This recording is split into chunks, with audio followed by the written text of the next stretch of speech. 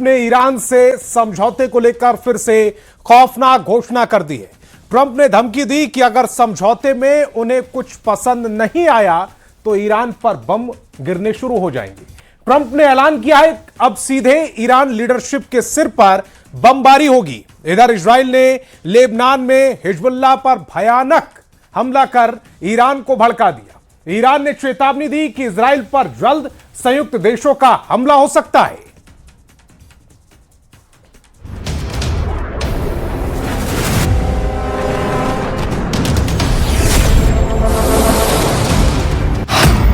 Trump का सख्त फैसला, नेतन्याहू ईरान समझौते से आउट। ट्रंप का सख्त फैसला, नेतन्याहू को समझौते की शर्त नहीं बताई। ट्रंप का सख्त फैसला, इजराइल कार्ड्स को नहीं दिया वीजा। नेतन्याहू को युद्ध में अकेले छोड़ा। ट्रंप के सौजन्य से खाड़ी में एक नया वॉर जोन तैयार है। यहां ईरान और लेबनान से ज्यादा विस्फोटक और विध्वंसक युद्ध फाइनल हो चुका है, क्योंकि तुर्की के हथियार होंगे। जुलानी उर्फ अल शरा हमला करेंगे। इजराइल में हाहाकार होगा। नए वॉर जोन में ईरान को इजराइल की तबाही दिखाई दे रही है। खाड़ी में इजराइल के दुश्मनों में खुशी की लहर दौड़ पड़ी है, क्योंकि ट्रंप इजराइल पर भड़के हुए हैं। ट्रंप नेतन्याहू से नाराज हैं। ट्रंप नेतन्याहू की जगह सीरिया के राष्ट्रपति अहमद अल शरा और कमांडर जुलानी को अपना वॉर कमांडर बनाने जा रहे हैं। ट्रंप ने नेतन्याहू को सलाह दी है कि वो हिजबुल्लाह के सफाई का काम छोड़ दें।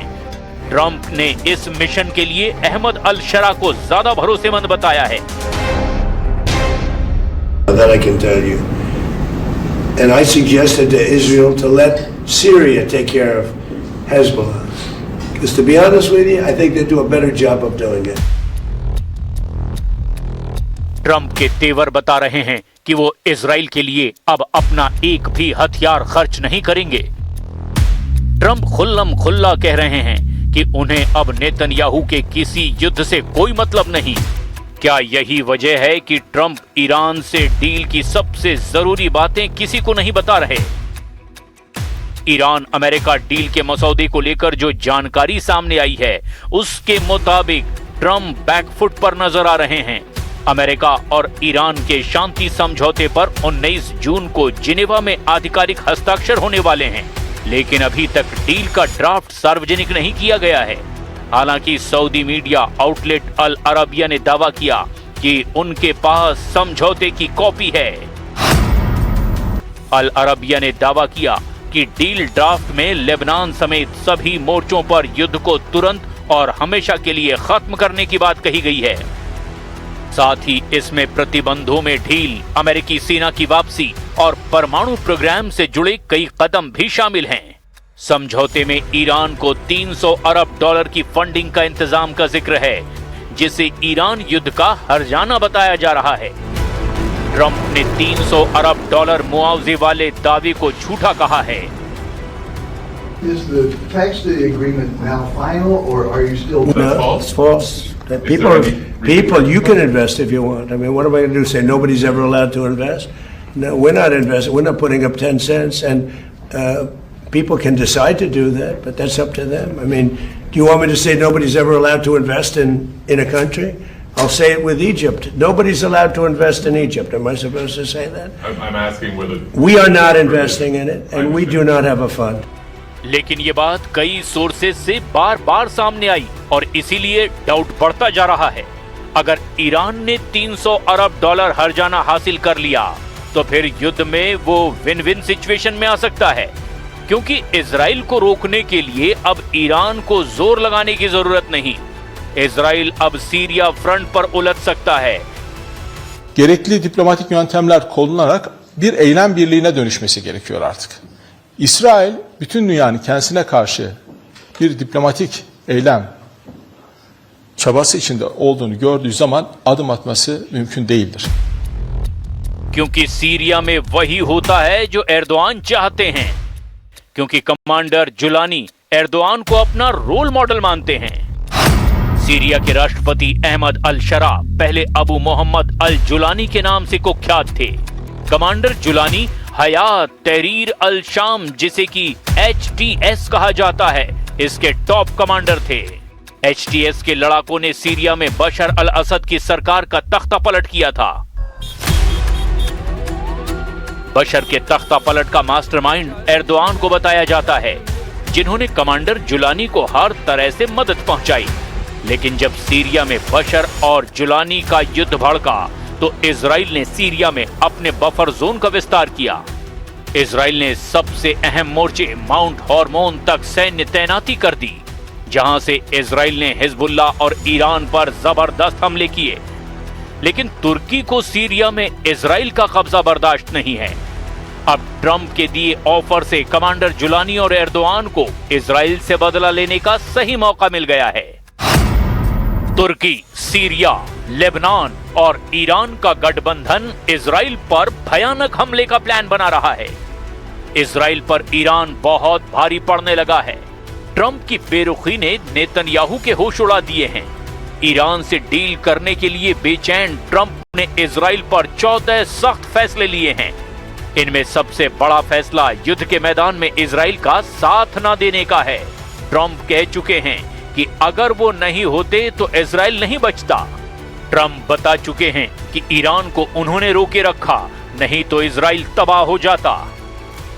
लेकिन अब ट्रंप किसी को रोकने वाले नहीं हैं। वो सिर्फ ईरान से समझौता चाहते हैं। No, it's not final. It's a memorandum of understanding. And if I don't like it, we'll go back to shooting at them, dropping bombs on their head. When do you expect the wording? If I don't like it, if they don't behave, we'll go right back to dropping bombs right smack in the middle of their head. उन्होंने Iran से युद्ध करके देख भी लिया। Iran को हरा पाना नामुमकिन है, इसीलिए ट्रंप मजबूरी में अब डील कर रहे हैं। लेकिन इजराइल 5 फ्रंट पर अकेले युद्ध लड़ता चला जा रहा है। लेबनान, यमन, सीरिया, गाजा और ईरान। फिलहाल लेबनान को इजराइल सबसे ज्यादा तवज्जो दे रहा है। सवाल ऐसे में ये, क्या इजराइल की बमबारी से बेरूत फिर फटने वाला है? बेरूत में क्या फिर हाहाकार मचेगा? क्या हिजबुल्लाह पर कहर बनकर बरसेंगे बंकर बस्टर बम? लेबनान पर इजराइल के जून वाले कहर का बड़ा सिग्नल मिलने लगा है। तो क्या भयंकर हमले के साथ लेबनान पर टूटेगा जून कहर?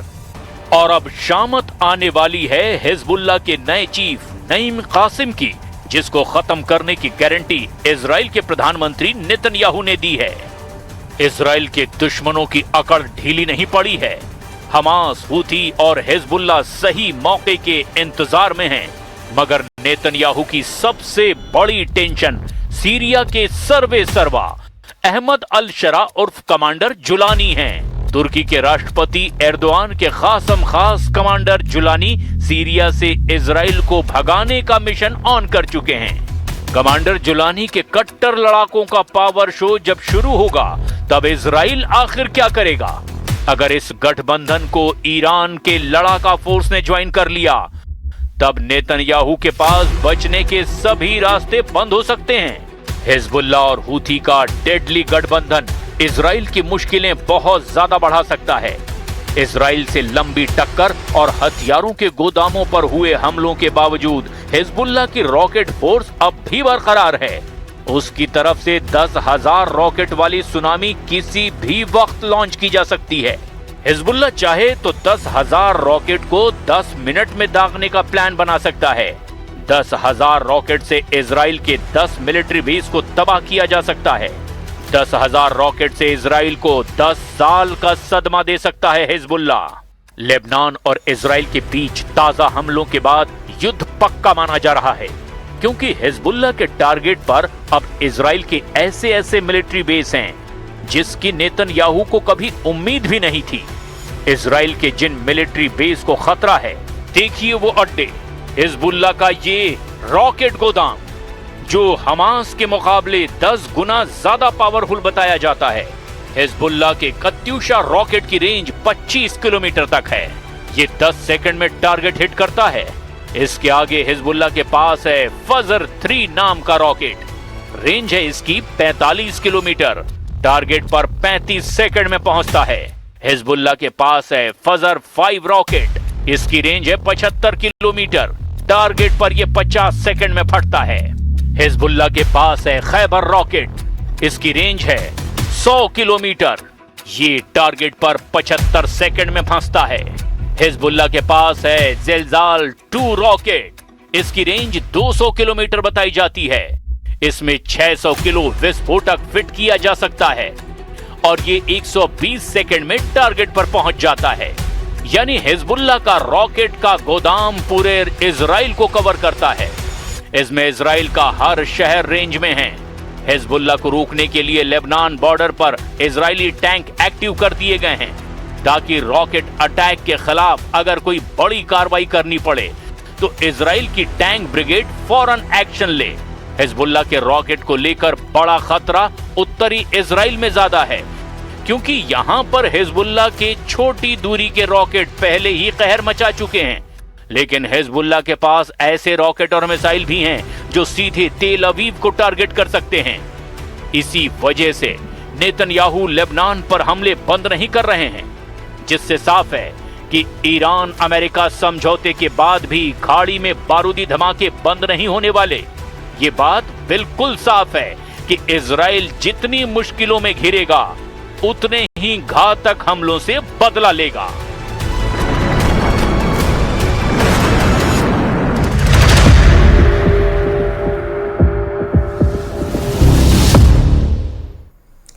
और ट्रंप की ईरान को नई चेतावनी, समझौते पर तनाव बढ़ा है। बमबारी की धमकी से हलचल पैदा हो गई है।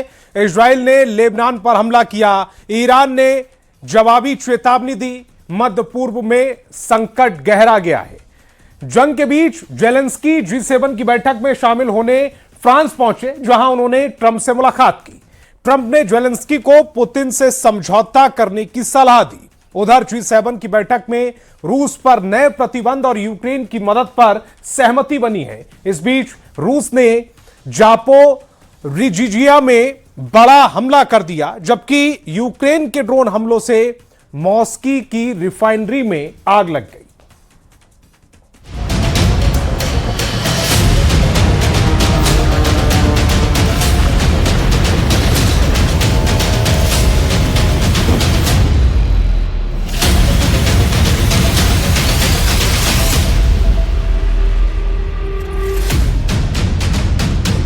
G7 की बैठक से निकली एक तस्वीर और उसी तस्वीर ने मॉस्को से लेकर कीव तक हलचल बढ़ा दी है। क्या पश्चिमी देशों ने यूक्रेन के लिए कोई नया गेम प्लान तैयार कर लिया है?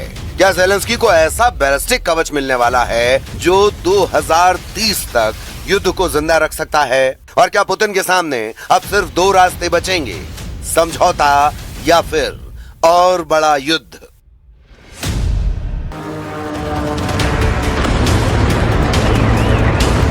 यूक्रेन के लॉन्ग रेंज ड्रोन की मार से मॉस्को में आग लगी हुई है। काले धुएं से चारों तरफ तबाही का तूफान है।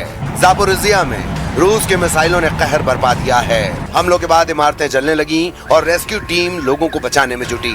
उधर जंग के बीच G7 के मंच पर रूस यूक्रेन जंग पर चर्चा हो रही है। G7 के नेताओं ने यूक्रेन के एयर डिफेंस को और मजबूत बनाने पर जोर दिया है। यूरोपियन यूनियन और G7 की ताकत से क्या ज़ेलेंस्की 4 साल और जंग में टिके रह पाएंगे, या पुतिन यूरोप की मदद पहुंचने से पहले ही यूरोप पर परमाणु गोला दाग देंगे?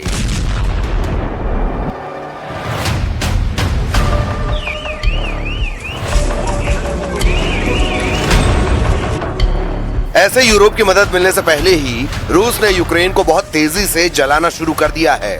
रूस के हमले से ज़ापोरिजिया में हर तरफ तबाही का मंजर है। सड़कों पर चारों तरफ मलबा बिखरा दिखाई दिया। जो वीडियो सामने आया उसमें यूक्रेन के फायर फाइटर इमारतों में लगी आग को बुझाते दिखे। रेस्क्यू टीम बच्चों और स्थानीय लोगों को सुरक्षित ठिकाने पर ले जाते दिखी। ज़ापोरिजिया के गवर्नर ने दावा किया कि शहर के 5 इलाकों को टारगेट किया गया, जिनमें एक रिहायशी इमारत, शॉपिंग सेंटर, एक शैक्षणिक संस्थान को नुकसान पहुंचा है। जंग के बीच ज़ेलेंस्की ने चौंकाने वाला दावा किया है। सवाल है कि ज़ेलेंस्की क्यों कह रहे हैं कि पुतिन युद्ध खत्म नहीं करना चाहते हैं? ज़ेलेंस्की ने क्यों कहा कि मॉस्को यूक्रेन की लंबी दूरी की ताकत महसूस कर रहा है?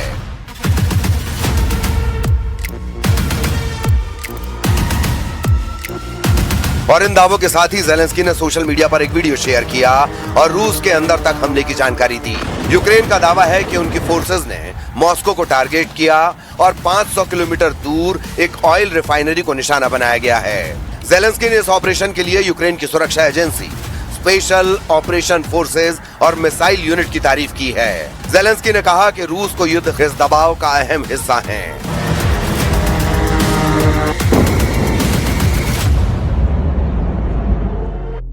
That we spoke about battlefield, we spoke about negotiations with Russians, potential negotiations with Russians. We spoke about middle strikes and long range, the situation with Russian losses, economy, and etc. Good news, first of all, that yes, Putin has to stop this war, and I have unanimity from all the leaders and EU presidents. So we had the unanimity that Russia is not winning and losing a lot of people.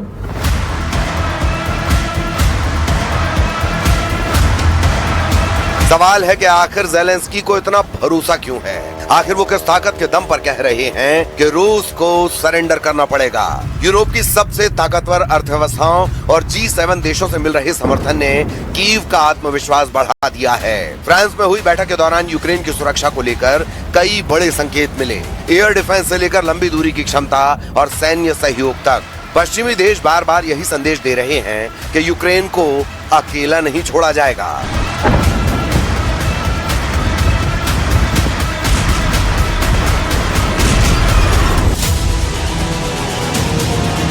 America और Germany की patriot air defence system दुनिया की सबसे advance surface to air defence system है। 160 kilometre की range में किसी भी बैलिस्टिक और क्रूज मिसाइल को नष्ट कर सकता है। कीव और दूसरे शहरों की सुरक्षा में इसका सक्सेस रेट 70 से 90% रहा है। जर्मनी की IRIS-T SLM medium range defence system है जो दुश्मनों के हमले से 360 डिग्री कवर देता है।